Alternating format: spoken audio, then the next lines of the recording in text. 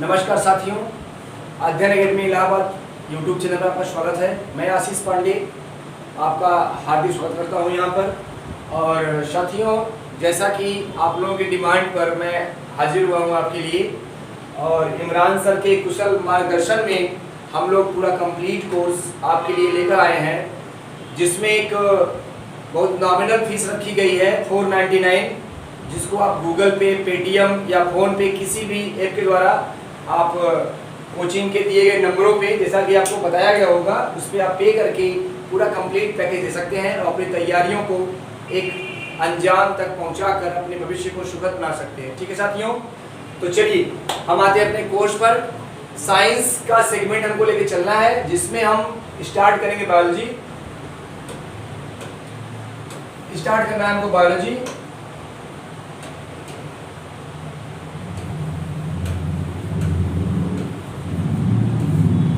और बायोलॉजी में जो हमारा पहला टॉपिक होगा वो होगा पाचन तंत्र।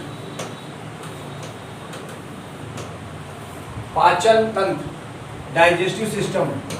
ओके, पाचन तंत्र, डाइजेस्टिव सिस्टम। यहाँ पे देखिए आपके सामने एक इमेज है। उस इमेज में आपको बता देते हैं कि पाचन तंत्र को हम डिस्क्राइब कैसे कर सकते हैं। ठीक, यहाँ पे देखिए हम पढ़ेंगे मानव का पाचन तंत्र, ह्यूमन डाइजेस्टिव सिस्टम। अब इसमें देखिए कि पाचन तंत्र में कौन कौन से अंग होते हैं, कौन कौन सी पाचक ग्रंथियां होती हैं, उनको हमको देखना है और उसी से हम आगे बढ़ेंगे। चलिए बात करते हैं। ये देखिए एक इमेज आप सामने है स्क्रीन पर।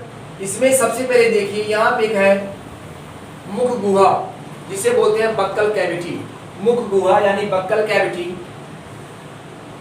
यहाँ से एक लंबी नलिका निकलती है जिसे हम कहते हैं ग्रास नली। ठीक, ग्रास नली। इसके बाद आपका आता है यकृत, लीवर, आमाशय। ये देखिए आमाशय। फिर आपका आमाशय से जुड़ी एक संरचना होती है जिसे बोलते हैं छोटी आंत। ये देखिए पिंक कलर की संरचना है, जो कि कुंडलित संरचना है, फोल्डेड एक स्ट्रक्चर है, छोटी आंत। और इसके बाद छोटी आंत के बाद एक जो आपकी संरचना है जो कि काफी एरिया को एक्वायर किए हुए है, ये बड़ी आंत। मुख गुहा से लेकर के पूरा ये जो संरचना है हमारी, ये मलाशय तक फैली रहती है। इस संरचना को हम बोलते हैं आहार नाल। क्या बोलते हैं? आहार नाल। आहार नाल यानी एलिमेंट्री कैनल। एलिमेंट्री कैनल जो कि हमारे मुख गुहा से विस्तारित होकर के मलाशय तक फैली रहती है, उस पूरी संरचना को हम बोलते हैं आहार नाल। और आहार नाल जो होती है वो लगभग 33 फीट लंबी एक नलिका है, जिसमें हमारी पाचन की क्रियाएं क्या होती हैं, पूरी तरह से संपन्न होती हैं। ओके, तो यहाँ पे हमको दो चीजें देखनी है।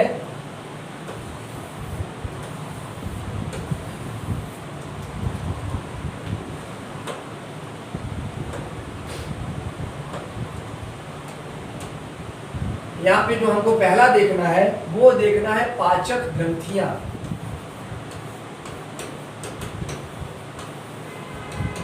पाचक ग्रंथियां, और दूसरा क्या देखना है? पाचक रस। इन्हीं दो बातों को हम यहाँ पे अध्ययन करेंगे। ठीक है, इन्हीं दो बातों को हम अध्ययन करेंगे, पाचक ग्रंथियां और पाचक रस। तो पाचक ग्रंथियां जो है उसमें मैंने बताया आपको कि जो पाचक ग्रंथि है वो एक आहार नाल के रूप में होती है, जो कि मुख से मतलब माउथ से लेकर के रेक्टम यानी मलाशय तक फैली होती है। और इसी आहार नाल के अंदर आती है हमारी सारी पाचक ग्रंथियां। अब देखिए, तो जो पाचक ग्रंथियां होती हैं,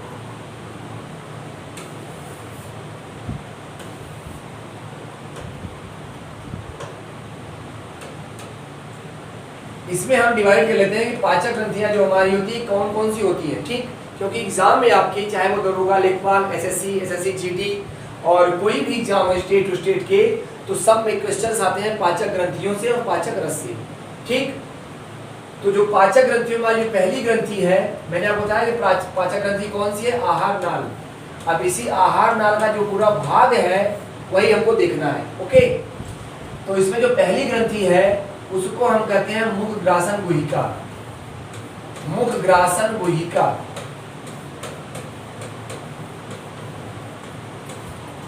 मुख ग्रासन गुहिका, इसे कहते हैं माउथ बक्कल कैविटी। ओके, जो दूसरा है उसे कहते हैं ग्रसनी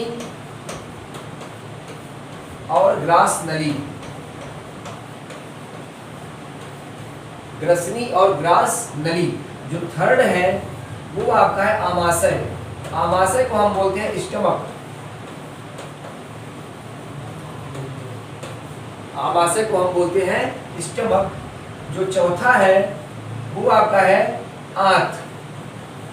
आंत का मतलब इंटेस्टाइन। आंत के दो भाग होते हैं, एक होता है छोटी आंत और एक होती है बड़ी आंत।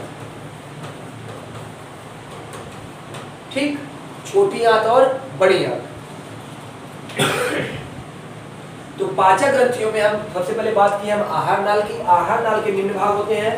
पहला है मुख ग्रासन गुहिका, दूसरा है ग्रसनी एवं ग्रास नली, तीसरा है आमाशय और चौथा है आंत में छोटी आंत और बड़ी आंत, स्मॉल इंटेस्टाइन और लार्ज इंटेस्टाइन।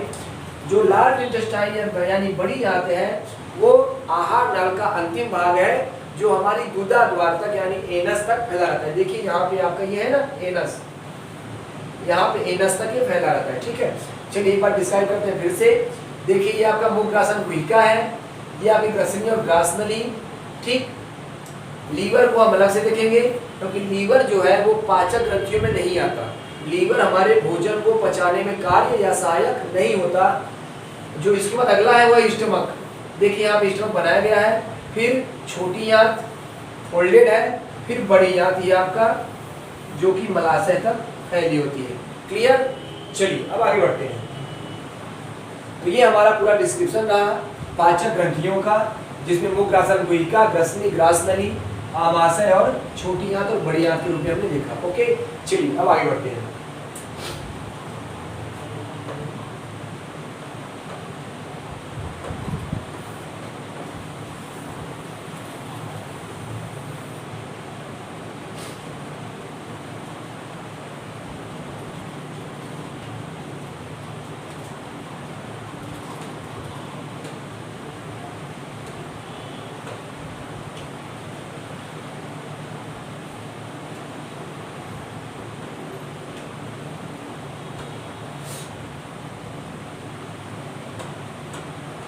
अब देखते हैं पाचन तंत्र, यानी क्या होता है पाचन तंत्र। ठीक है,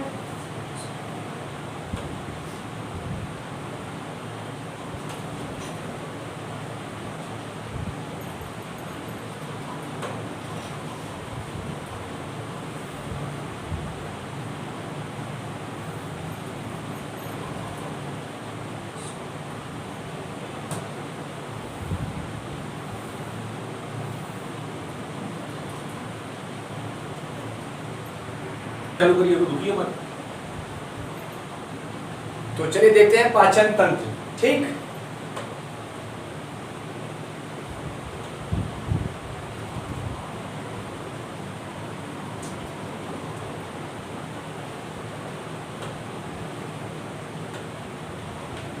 देखिए मैंने आपको बताया कि मनुष्य में पाचन क्रिया आहार नाल में होती है। मैंने पहले ही आपको बताया कि मनुष्य में पाचन क्रिया कहाँ संपन्न होती है? आहार नाल में, जो कि एक 33 से लगभग 35 फीट लंबी नलिका है। ठीक, यहाँ पे लिखा हुआ 33 फीट लंबी नलिका है। ठीक, अब देखिए आहार नाल में एक गति होती है जिसे हम कहते हैं क्रमाकुंचन गति। क्रमाकुंचन गति।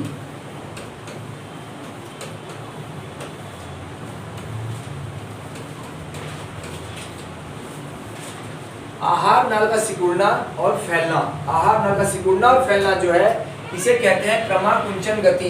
इस गति के द्वारा कई बार एग्जाम में क्वेश्चन आता है कि क्रमाकुंचन गति का पाया जाना किस ग्रंथि की विशेषता है, या आहार नाल में भोजन जो पीसा जाता है उसमें कौन सी गति सहायक होती है। तो आहार नाल में क्रमाकुंचन गति होती है, इसे कहते हैं पेरिस्टालसिस मोशन। पेरिस्टालसिस मोशन, इसी गति के द्वारा आहार नाल में भोजन क्या होता है? आगे बढ़ता जाता है। ओके, तो चलिए अब देखते हैं भोजन के चरण, स्टेप्स ऑफ डाइजेशन। ठीक है, देखो मानव में भोजन के 5 चरण होते हैं। यहाँ पे आपको लिखा गया है। पहला है अंतर्ग्रहण, जब हम फूड को अपने मुख में रखते हैं, माने अपने मुंह में रखते हैं, तो उस अवस्था क्या बोलते हैं? अंतर्ग्रहण बोलते हैं। ठीक है। दूसरा है पाचन। अब वो जो फूड है, फूड के देखिए 3 कंपोनेंट होते हैं, कार्बोहाइड्रेट, प्रोटीन्स और वसा। कार्बोहाइड्रेट, प्रोटीन्स और वसा जब ये टूटते हैं तो इनके जो घटक होते हैं ये उसमें टूट जाते हैं। ठीक है। जैसे आप डिफिनेशन अगर देखेंगे पाचन की तो यही डिफिनेशन बनती है कि जटिल भोज्य पदार्थों के सरल कार्बनिक अणु में टूटना।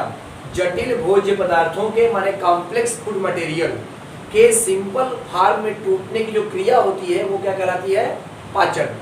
तो पहला चरण हो गया अंतर्ग्रहण, दूसरा है पाचन, तीसरा है अवशोषण।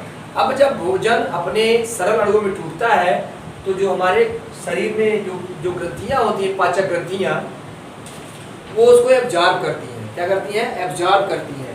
उसके बाद आता है स्वांगीकरण। स्वांगीकरण का मतलब क्या? जब छोटी आंत के ग्रहणी में भोजन पचने लगता है तो उसमें वहाँ पे छोटे छोटी विलाई होती हैं जिन्हें रसांकुर कहते हैं। वहाँ से जो फूड है वो एब्जॉर्ब होकर घुल जाता है किसमें? ब्लड में। और उस ब्लड के द्वारा जब फूड घुल जाता है तो वो कोशिकाओं में पहुंच जाता है। तो इस क्रिया क्या बोलते हैं हम लोग? स्वांगीकरण कहते हैं। ओके। और जो लास्ट है वो है बहिक्षेपण। बहिक्षेपण का मतलब जब हम वेस्टेज को बड़ी आंत के द्वारा बाहर निकालते हैं तो उस क्रिया क्या बोलते हैं? बहिक्षेपण। ठीक। तो भोजन के मानव में पोषण के 5 चरण: अंतर्ग्रहण, पाचन, अवशोषण, स्वांगीकरण और बहिक्षेपण। ओके। चलिए आगे बढ़ते हैं। अब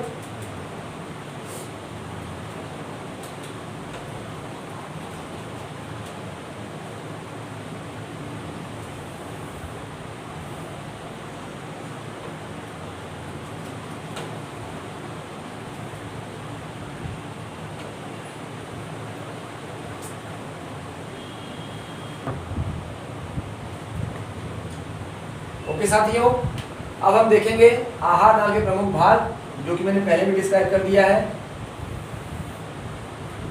मुख गुहा, मैंने बताया कि जो हमारा मुख गुहा वाला भाग है वो उसमें क्या होता है? मुख से ग्रसनी के आरंभ तक के भाग को मुख गुहा कहा जाता है। माने हमारे माउथ कैविटी से जो हमारे गले में विस्तारित एक लंबी ग्रंथि है, ग्रसनी और ग्रास नली, वहां तक के भाग को क्या कहते हैं? हम मुख गुहा कहते हैं। Mouth buccal cavity. ओके। अब देखिए, मुख गुहा के ऊपरी तथा निचले दोनों जबड़ों में, माने जो हमारे दांत होते हैं ऊपर नीचे, जो तालु के दांत होते हैं और ओठ के दांत होते हैं, तो मुख गुहा के ऊपरी तथा निचले दोनों जबड़ों में दांतों की पंक्तियां होती हैं जिनकी कुल संख्या 32 होती है। तो साथियों, दांतों को और जीभ को हम देखेंगे लास्ट में। पहले यहाँ हम देखेंगे पाचन। ठीक है। दांतों को हम अलग से देखेंगे। तो दांतों की संख्या कितनी होती है? 32। सबसे आगे के जो दांत होते हैं वो चपटे और धारदार होते हैं जिन्हें कृंतक कहते हैं। ये भोजन को काटने का कार्य करते हैं। ठीक है। चलिए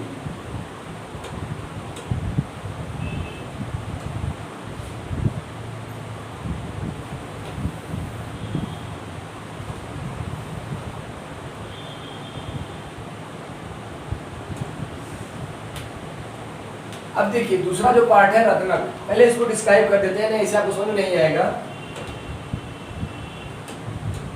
देखिए, पहले हम देख लेते दांत। दांत संरचना के आधार पर दांत 4 प्रकार के होते हैं। जो उनकी संरचना होती है उसके आधार पर दांत 4 प्रकार के होते हैं। जो पहला है उसे बोलते हैं कृंतक।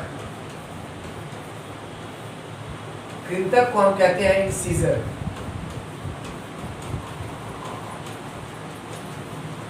जो दूसरा है उसे कहते हैं रदनक।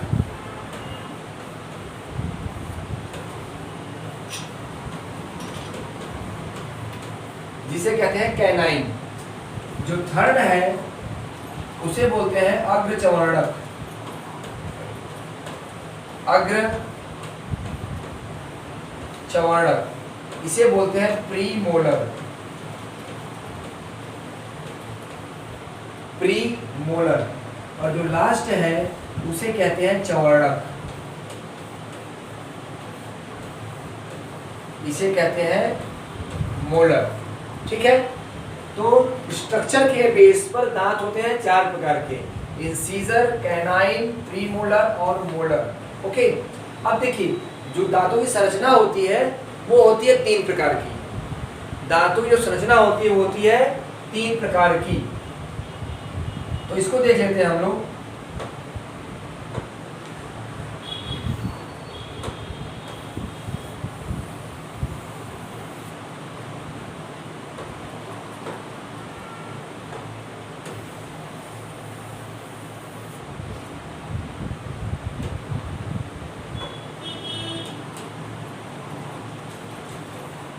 पहला होता है विषम दंती। विषम दंती, विषम दंती क्यों? मैंने बताया अभी आपको कि दांत होते हैं 4 प्रकार के, कृंतक, रदनक, चमड़क और अग्रचमड़क। मतलब कहने का दांत जो होते हैं अलग अलग प्रकार के होते हैं। दूसरा होता है गर्त दंती।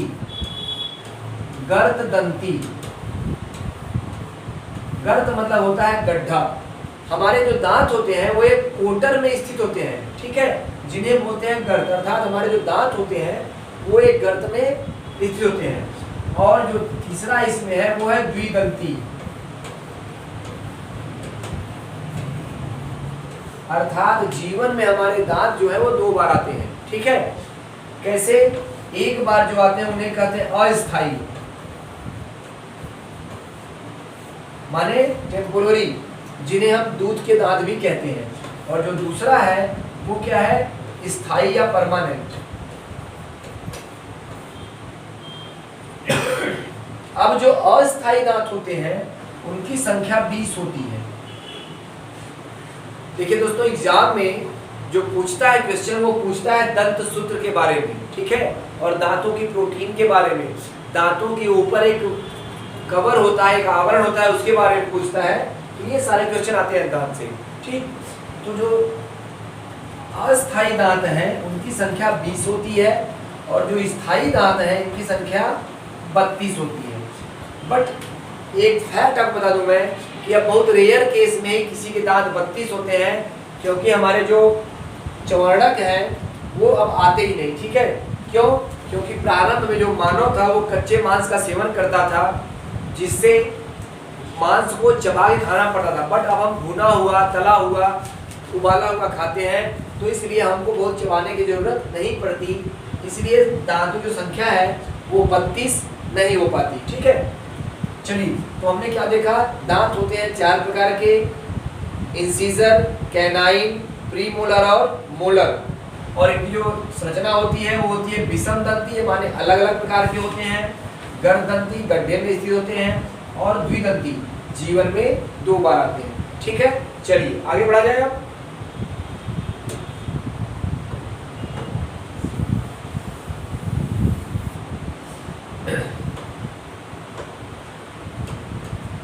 अब देखते हैं दंत सूत्र।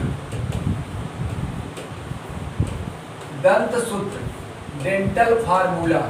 Dental formula.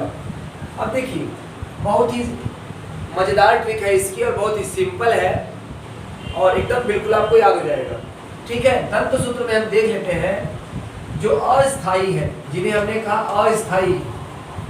अस्थाई कितने दांत होते हैं? वो होते हैं 20, ठीक है। अब देखिए, मैंने क्या बोला कि इनकी जो संरचना होती है वो होती क्या? इंसीजर, कैनाइन, प्रीमोलर और molar. Okay, incisor, canine, premolar और मोलर। अब देखिए, इनका एक सूत्र है 2102। अब देखिए ये कैसे? ये हमारे दांत की मुख का ऊपरी भाग है, ये मुख का निचला भाग। इसका अगर हम अर्ध भाग लेंगे तो एक तरफ के जो दांत हैं उन्हीं को हम देखेंगे, ठीक है। माने हमारे मुख का जो आधा भाग है उसी को हम इसमें काउंट करेंगे। तो मुख के जो आधे भाग में जो अस्थायी दांत होते हैं उनकी संख्या होती है, जो इंसीजर होता है वो होता है 2, कैनाइन होता है 1, प्रीमोलर होते नहीं और मोलर कितने होते हैं? 2। अब देखिए, तो ऊपरी भाग हो गया, निचला भाग देख लेते हैं, ये भी 2102। अब इनको हम जोड़ लेते हैं, 2 1 3 और 2 5, 2 1 3 2 5। अगर देखा जाए तो ऊपर 5 + 5, नीचे 5 + 5, कितना हो गया 20। क्लियर? आपको समझ में आ गया होगा कि जो अस्थायी दांत है वो ICPM, यही आपका फार्मूला है। इसमें हम देखते हैं कि ऊपरी भाग में 5-5 दांत का सीक्वेंस होता है। टोटल संख्या कितनी होती है 20। ठीक, चलिए इसको याद रखिएगा। अस्थायी दांत जो है वो कितने हैं 2102, इसे याद रखिएगा आप लोग।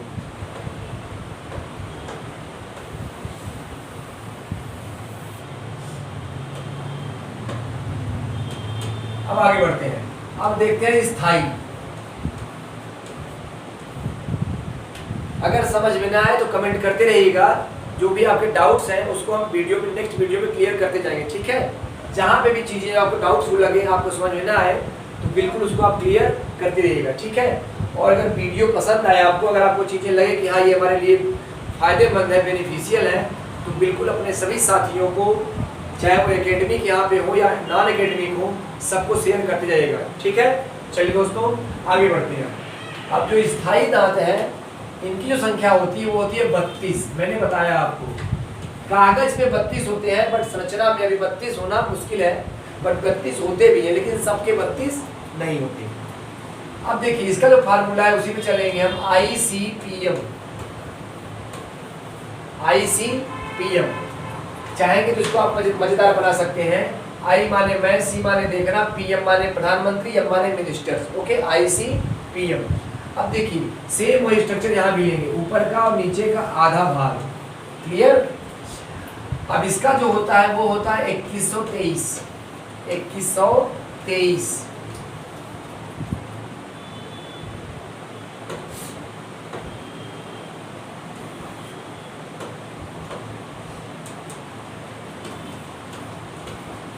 2123।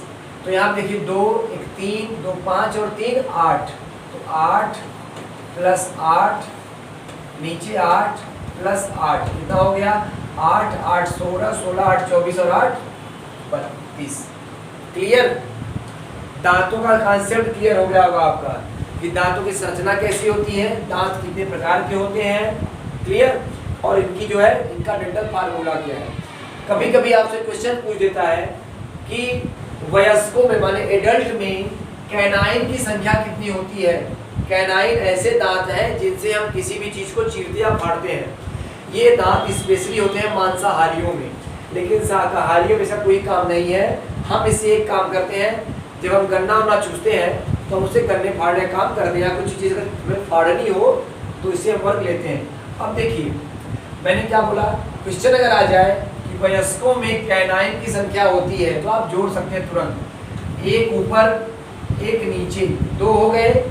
मैंने बोला ना, देखिए ये स्ट्रक्चर है आपका 1 2, यहाँ पे 3, यहाँ पे 4, मतलब वयस्कों में कैनाइन कितना होगा, वो होगा 4। तो इसी डेंटल फार्मूले के आधार पर आप दांतों की स्ट्रक्चर निकाल सकते हैं। ठीक है साथियों, चलिए अब आगे बढ़ते हैं।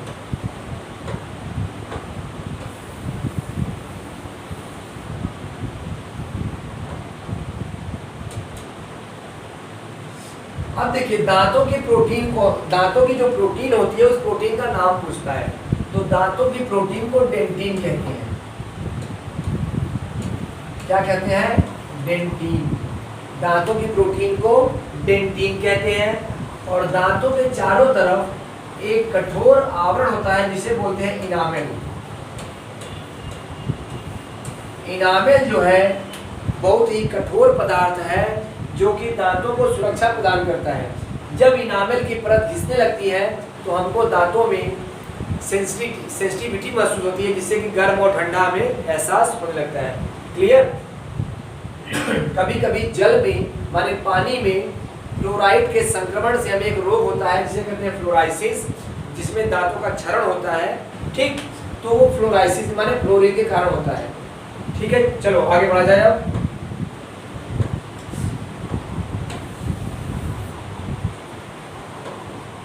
अब लगे हाथ एक संरचना और देख लेते हैं, आपकी जीभ या टंग। मेरे ख्याल से दांत वाला कॉन्सेप्ट आपको क्लियर हो गया होगा। ठीक, अब देखते हैं जीभ वाला, टंग। देखिए साथियों जीभ पे आता है स्वाद कलिकाओं के बारे में। स्वाद कलिकाएं, टेस्टिकल बड्स, ठीक है। टेस्टिकल बड्स के बारे में क्वेश्चन अक्सर आता है कि जीभ जो है उस पे स्वाद कलिकाएं होती हैं, तो कौन सी स्वाद कलिकाएं कहाँ होती हैं। बहुत ही छोटा टॉपिक है ये। जो जीभ का अग्रभाग है यहाँ पर मीठे स्वाद की कलिकाएं होती हैं, जीभ के अग्रभाग पर। जैसे ही अपने मुख में हम मीठा रखेंगे हमें तुरंत उसके स्वाद का एहसास हो जाएगा। और जीभ के पार्श्व भाग पर यानी जो है पिछले भाग पर कड़वे स्वाद की कलिकाएं होती हैं। हम कहते हैं हमें तीखा लग रहा है, बट आपको बता दें शायद बहुत लोग नहीं जानते होंगे कि तीखा कोई स्वाद नहीं होता। अक्सर लगभग सभी नहीं जानते कि तीखा कोई स्वाद नहीं होता, स्वाद कड़वा होता है। तीखा कोई स्वाद नहीं है, बल्कि तीखा क्या होता है, वो कोशिकाओं का क्या है, एक कोशिकाओं का दहन है, माने burning of cells, burning of cells. अब देखिए हम करते क्या है, जैसे हमें तीखा लगता है तीखा तो हम क्या करते हैं, तुरंत मीठा खा लेते हैं। अगर कहीं आग लगेगी तो आप उसे पानी से बुझाएंगे, ना कि चीनी से। तो कभी भी अगर हमें तीखा लगे तो हमें पानी का सेवन करना चाहिए, ठीक है। तो तीखा कोई स्वाद नहीं होता, कड़वा स्वाद होता है और अग्रभाग पर मीठा स्वाद होता है। और इसके किनारों पर जो होता है वो खट्टे स्वाद की कलिकाएं होती हैं, ठीक। और जो बीच वाला भाग होता है वो क्या होता है, वो वैकेंट होता है, माने वो रिक्त होता है। क्लियर। तो जीभ की स्वाद कलिकाओं के बारे में पूछा जाता है। और बाकी सब जानते हैं कि जीभ जो है बोलने में सहायक होती है, लार को निगलने में सहायक होती है, भोजन को आगे बढ़ाने में सहायक होती है, ठीक। अब देखिए एक आपको बता दें इंटरेस्टिंग फैक्ट, जैसे जैसे हम वृद्ध होते जाते हैं बुढ़ापे में, तो कहा जाता है कि कोई भी खाने का स्वाद नहीं मिलता, ठीक। होता क्या है, जो हमारी टेस्टिकल बड्स होती हैं ये अग्रभाग पर, पश्च भाग और किनारों पर ये खत्म हो जाती है, माने घिसती जाती हैं। तो जब ये घिसती जाएंगी माने समाप्त हो जाएंगी तो हमें सभी भोजन का स्वाद एक जैसा लगता है। क्लियर। दूसरी बात, महिलाओं में एक खासियत होती है, कोई चटपटा क्रिस्पी बहुत खाती हैं, उसकी एक वजह है। उसकी वजह क्या है कि महिलाओं में जो स्वाद कलिकाएं होती हैं उनकी संख्या क्या होती है, ज़्यादा होती है, इसलिए उन्हें खट्टा या चटपटा ज़्यादा पसंद होता है, ठीक साथियों। चलिए हम दांत और जीभ हमारा हो गया, अब हम बढ़ते हैं आगे पाचक ग्रंथियों पे।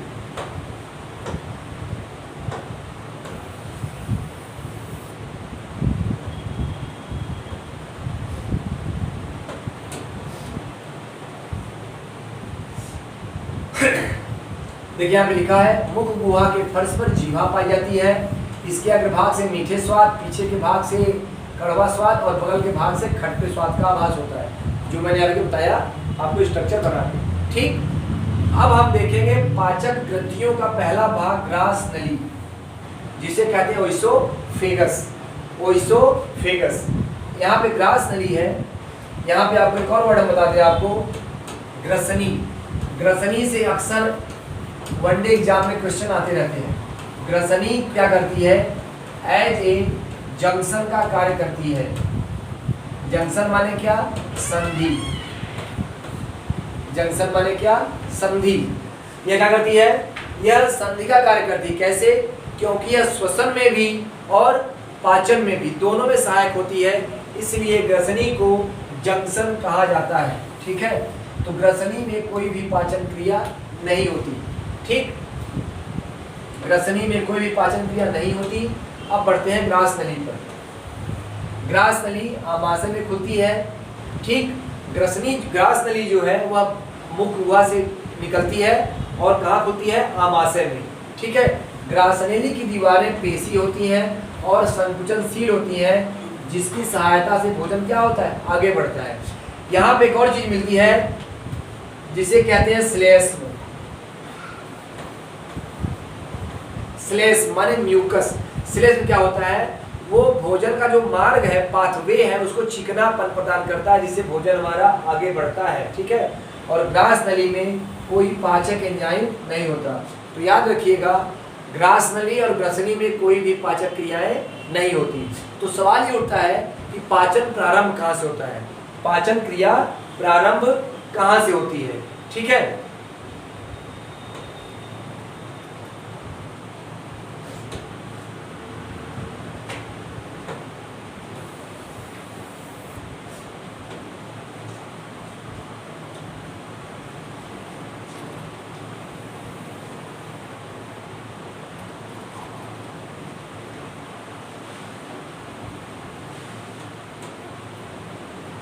अब देखो साथियों, यहाँ पे आ गया आमाशय। आमाशय की बात हम बाद में करेंगे, हम पहले देखेंगे मुख गुहा, क्योंकि क्वेश्चन आता है कि पाचन कहाँ से प्रारंभ होता है, पाचन कहाँ से प्रारंभ होता है। तो सबसे पहले जो भोजन का पाचन प्रारंभ होता है वो होता है मुख गुहा से, बक्कल कैविटी से। और यहाँ पे सबसे पहले पाचन किसका होता है, तो वो होता है कार्बोहाइड्रेट का। कार्बोहाइड्रेट का। अब कार्बोहाइड्रेट है क्या, CHO, कार्बन, हाइड्रोजन और ऑक्सीजन से बने यौगिक क्या कहलाते हैं, कार्बोहाइड्रेट कहलाते हैं। अब देखिए कार्बोहाइड्रेट में सबसे पहले क्या होता है, यहाँ पे जो हम भोजन अपने मुंह में रखते हैं तो सबसे पहले कार्बोहाइड्रेट का पाचन होता है, जिसमें जो स्टार्च है, स्टार्च का मतलब होता है मंड। स्टार्च जो है वो पादप कोशिकाओं का संचित भोजन है। पादप कोशिका का क्या है, संचित भोजन। स्टार्च पादप कोशिकाओं का संचित भोजन है। और ये जो स्टार्च है ये टूट जाता है आंशिक रूप से किसमें, शर्करा में। शर्करा किसमें, शर्करा किस रूप में, माल्टोज में। किसके रूप में, माल्टोज माने। आप देखिए यहाँ से पहले समझिए, सबसे पहले पाचन प्रारंभ कहाँ से होगा, मुख गुहा से। ठीक है, मुख गुहा में कौन सा पाचन होगा, कार्बोहाइड्रेट का। कार्बोहाइड्रेट कौन सा, माने स्टार्च। स्टार्च किसमें टूट जाएगी, शर्करा के रूप में, माने माल्टोज के रूप में। कितना टूटेगी, लगभग 13%। कभी कभी दिया रहता है 7% से 13% तक। ओके, कहीं कहीं दिया रहता है कि 7% से 13% तक। तो घबराइए मत, परसेंट क्वेश्चन नहीं आता, केवल ये आता है कि सबसे पहले पाचन कहाँ प्रारंभ होता है, तो आपको याद रखना है गुहा में। और कौन सा पदार्थ टूटता है, तो स्टार्च टूटता है किसमें, माल्टोज शर्करा में। कमेंट में बताइएगा कि माल्टोज जो है वो किसकी शर्करा है। जैसे हम देखते हैं ना कि फलों की शर्करा, गन्ने की शर्करा, तो वैसे ही जो माल्टोज है वो किसकी शर्करा है। कमेंट में आपके आंसर का इंतजार करेंगे। ठीक, अब देखिए मुख गुहा में कार्बोहाइड्रेट टूट गया तो इसके लिए कुछ एंजाइम होते होंगे, अभी तो टूटेगा। ठीक है, इसको देखते हैं, चलिए कौन सा एंजाइम होता है।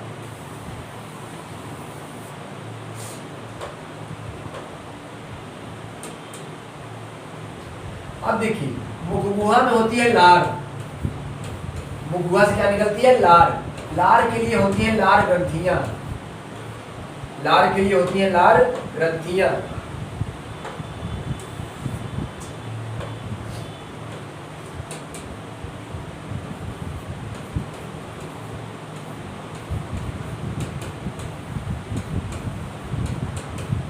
लार के लिए होती है लार ग्रंथियां। अब देखिए जो लार ग्रंथियां होती हैं वो होती है 3 जोड़ी। कितनी जोड़ी होती है, 3 जोड़ी। पहली जो जोड़ी होती है उसको बोलते हैं सबलिंगुअल।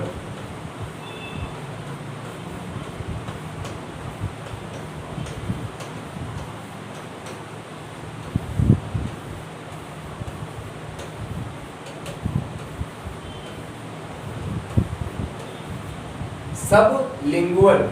जो दूसरी होती है वो होती है सबमैंडिबुलर।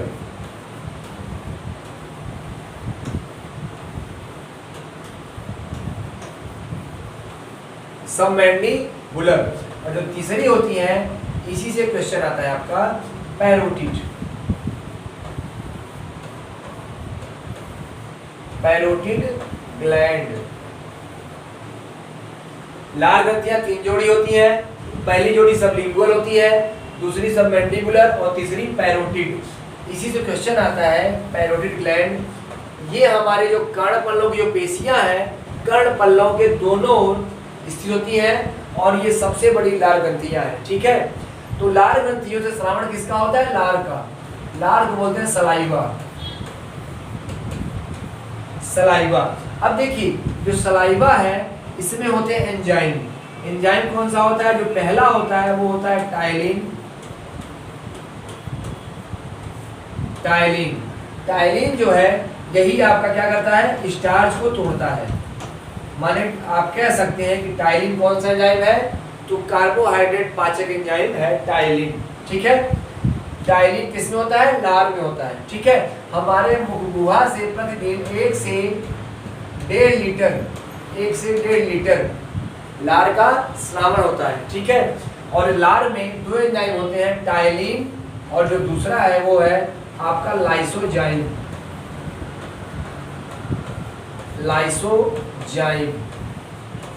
लाइसोजाइम जो है ये आपका एंटीबैक्टीरियल एंजाइम है, जीवाणु प्रतिरोधी एंजाइम, और ये सबसे अधिक गौमूत्र में होता है। एक आपको फैक्ट बता दें हम कि जो लाइसोजाइम है, आप देखते होंगे कि किसी भी शुभ कार्य के पहले, जैसे पूजा पाठ या शादी विवाह पहले गौमूत्र छिड़कने का हमारे यहाँ रिवाज है। तो इसलिए चूंकि गौमूत्र छिड़कने से क्या होता है, जो हमारे हवा में उपस्थित जीवाणु हैं वो नष्ट हो जाते हैं। क्यों? क्योंकि लाइसोजाइम क्या है, एंटीबैक्टीरियल। अब इसका काम यहाँ क्या है, लार में यह करता क्या है, यह भोजन में उपस्थित जितने भी जीवाणु कीटाणु हैं उनको नष्ट करता है। ठीक है, तो टाइलिन और लाइसोजाइम इन दोनों को सम्मिलित रूप से क्या कहते हैं, सलाइवरी इमाइलेज कहते हैं। सलाइवरी इमाइलेज। ओके साथियों, हमारी पहली टॉपिक जो है मुख गुहा दिखाते हैं आपको। मैंने क्या बताया आपको, मुख गुहा में कार्बोहाइड्रेट का पाचन होता है। ओके, कार्बोहाइड्रेट के पाचन के लिए हमारे शरीर में मुख गुहा में लार होती है, जो कि लार ग्रंथियों से स्रावित होती है। लार ग्रंथियां 3 जोड़ी होती हैं, सबलिंगुअल, सबमैंडिबुलर और पैरोटिड। पैरोटिड ग्रंथि जो होती है वो सबसे बड़ी ग्रंथि है। ठीक, और लार में टाइलिन और लाइसोजाइम एंजाइम होते हैं। टाइलिन कार्बोहाइड्रेट पाचक एंजाइम है, और जो लाइसोजाइम है वो क्या है, एंटीबैक्टीरियल एंजाइम। ओके, अब देखिए, तो वो गुहा पाचन हमारा हो गया। इसके बाद हम बढ़ेंगे कहाँ पे, ग्रसनी और ग्रास नली में। मैंने आपको बताया पहले ही कि ग्रसनी और ग्रास नली में कोई पाचन क्रिया नहीं होती। ठीक है, अब जो हमारा नेक्स्ट टॉपिक होगा पाचक ग्रंथि के रूप में, वो क्या होगा, आमाशय।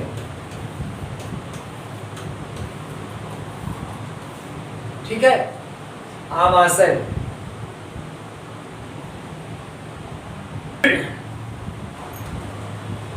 ओके साथियों, तो अब बात करते हैं आमाशय की। अभी तक जो मैंने बताया आपको शायद समझ में आ गया होगा कि भोजन का पाचन जो प्रारंभ होता है वो होता है मुख गुहा से। उसके बाद ग्रसनी ग्रास नली में कोई पाचन क्रिया नहीं होती। अब देखिए, मुख गुहा में क्या पचाया गया, कार्बोहाइड्रेट। याद रखिएगा, कार्बोहाइड्रेट का पाचन सबसे पहले होता है मुख गुहा में। अभी तक हमने प्रोटीन की बात नहीं की। अब देखिए, क्वेश्चन अक्सर आता है कि प्रोटीन का पाचन कहाँ होता है, तो प्रोटीन का पाचन कहाँ होता है, आमाशय में। आमाशय को बोलते हैं स्टमक। आमाशय को बोलते हैं स्टमक। अब देखिए, जो आमाशय है वो जी के आकार की ग्रंथि है, मतलब इसको हम नाशपाती के आकार में कह सकते हैं। ये देखिए, जैसे अगर हमारी ये ग्रास नली हो जाए, ठीक, तो आमाशय जो है हमारा जी के आकार की ग्रंथि है। यहाँ पर पाचन किसका होगा, वो होगा प्रोटीन का, अर्थात प्रोटीन का पाचन कहाँ पे होगा, वो होगा आमाशय में। अब देखिए, आमाशय की जो भीतरी दीवारें होती हैं, भीतरी दीवारें, यहाँ पर जठर ग्रंथियां होती हैं। यहाँ पर जठर ग्रंथियां होती हैं, जिन्हें बोलते हैं गैस्ट्रिक ग्लैंड। Gastric gland. इन जठर ग्रंथियों में तमाम प्रकार के एंजाइम होते हैं, लेकिन जो सबसे मेन होता है वो होता है HCl, hydrochloric acid. Hydrochloric acid. अब देखिए, ये जो HCl है ये करता क्या है, ये भोजन का जो माध्यम है इसको अम्लीय बनाता है।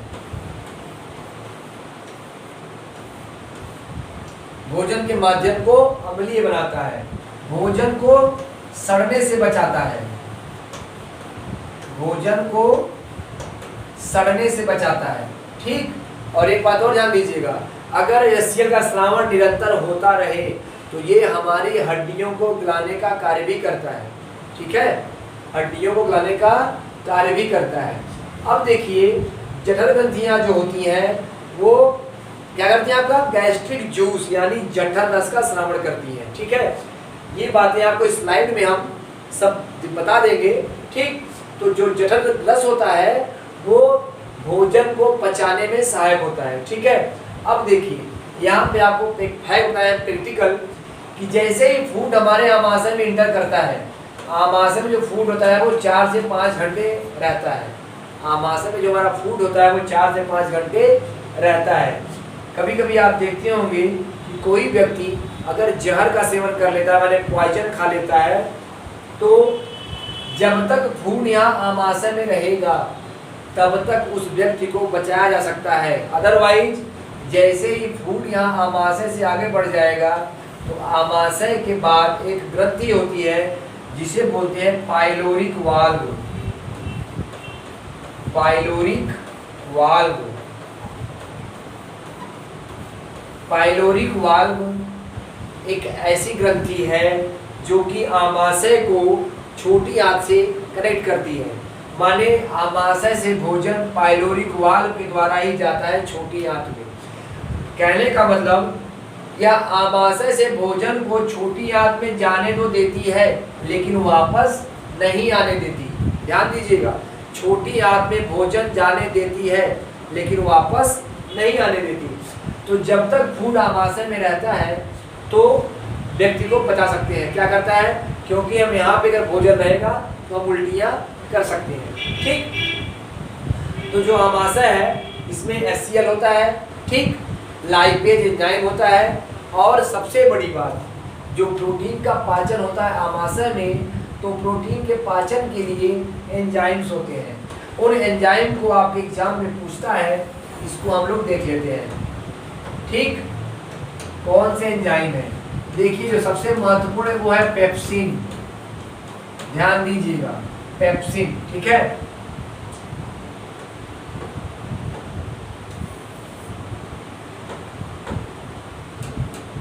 पेप्सिन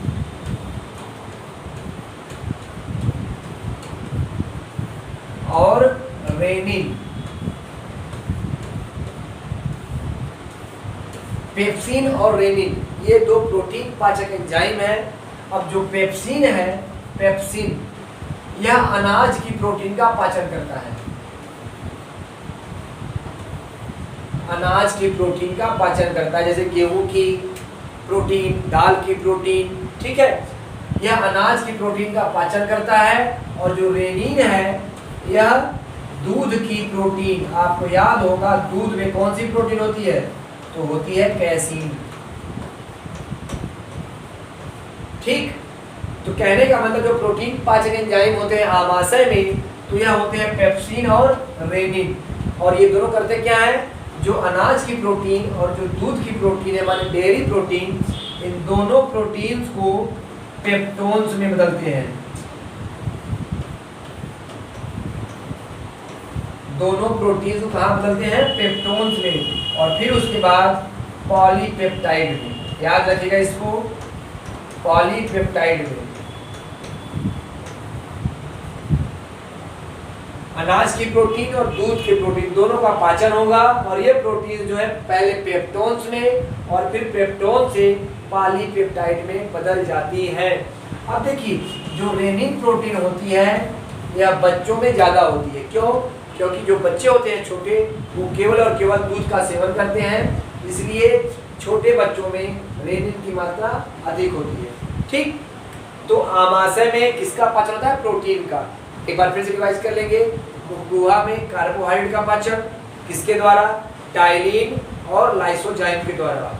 ठीक, आमाशय में किसका पाचन, पेप्सिन और रेनिन के द्वारा। किसका पाचन, प्रोटीन का पाचन। ओके, अब हम आगे बढ़ेंगे अगले सेगमेंट में, जो कि हमारा क्या होगा, छोटी आंत और बड़ी आंत, माने हम आंत को देखेंगे। ठीक है, तो इसको हम नेक्स्ट वीडियो में कवर करेंगे बच्चों। और सबसे बड़ी बात कि आपके लिए जो कोर्स हम चला रहे हैं ये आपके लिए बिल्कुल बेनिफिशियल है, और बिल्कुल भी अधिकतर बच्चे फ़ोन करके कई प्रकार से संपर्क करके तुरंत एडमिशन ले रहे हैं। चूँकि आगे जो आने वाला एग्ज़ाम है, इस महामारी को देखते हुए ऑफलाइन क्लासेस का चलना असंभव दिख रहा है फिलहाल। तो आप जहाँ भी हैं अपने अपने घरों में सुरक्षित रहिए, और बिल्कुल एक छोटा अमाउंट, उसे हम फीस नहीं कह सकते, उसे हम केवल एक चाहे तो आप गुदशा कह लीजिए या प्रोसेसिंग फीस कह लीजिए, वो 499 है।